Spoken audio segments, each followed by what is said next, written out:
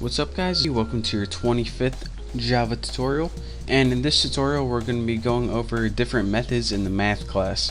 Now let's see, it was probably like 2 tutorials ago when I built a simple compound interest calculator. We use one of the methods called power by using pow, and this allows us to use the power function, methods they're called in Java. But in this one I'm going to be teaching you about other useful methods. So the first thing we need to do is go ahead and make a print line out on the screen.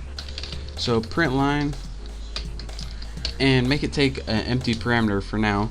And in this parameter I'm going to be putting all the methods of the math class. So go ahead and type math, put your dot separator, and then the first one, first one I want to teach you guys about is called the absolute value, and that's ABS, and inside your parameter it takes one number. Now what the absolute value does is take any number, negative or not, and give you the absolute value of it. So if you have 26.7 and you go ahead and run this, it would output 26.7. This is pretty much, if you have a positive 26 it would give you 26, if you have negative 26 it would give you 26. How much away from 0 that this is. So that's what ABS does, absolute value. The next thing I want to teach you about is ceil, and this stands for ceiling. Any number you give it, it's going to round it up. So if you give it 7.4, when you run it, it's going to round it to 8. So even if it is really supposed to round down to 7, when you use ceil, it always rounds it up. Now since it has ceil, there's always something called floor. Again, this takes a number, say you have 7.8, it always rounds it down. So again, ceil always rounds up the number, floor always rounds down the number. So your floor, if you have 7.8, is going to be 7. Now that we learned absolute value, ceil, and floor, let me teach you about something else called max. Now this is the first one where in the last 3 we learned how to make a method that takes only one parameter, but max is the first one that takes multiple parameters in a single method. So what max does is you give it 2 numbers and it gives you the maximum of those numbers.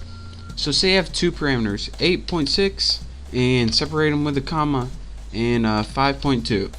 Whenever you run this, it gives you 8.6 because that's the maximum of the 2 numbers. So that's how you can get 2 numbers and find the maximum of those. And again, whenever you have a method like that, you also have the opposite, and this one is called min. What min does is take the lesser of the 2 numbers. So let's run this, and the lesser of 8.6 and 5.2 is 5.2, right down there. So now we learn absolute value, ceil, floor, max, min. Again, our power function, which takes power, and say you want something like 5 to the 3rd power, you would use 5 for your first argument and 3 for your next one. Again, when you run this was the same one we used in our compound interest calculator. It gets 125, since 5 times 5 times 5 is 125.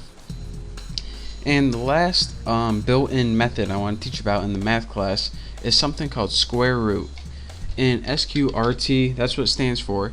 It only takes one parameter, such as 9, and it finds the square root of that number. So when you run this, the square root of 9 is 3, outputs 3. So that's how you use your built-in methods from your math class. Again, you want to notice that you don't need to create an object like you do when you're making your own classes. This is built in. So that's how you use math with your dot separator and then the method name, and then put however many arguments it takes.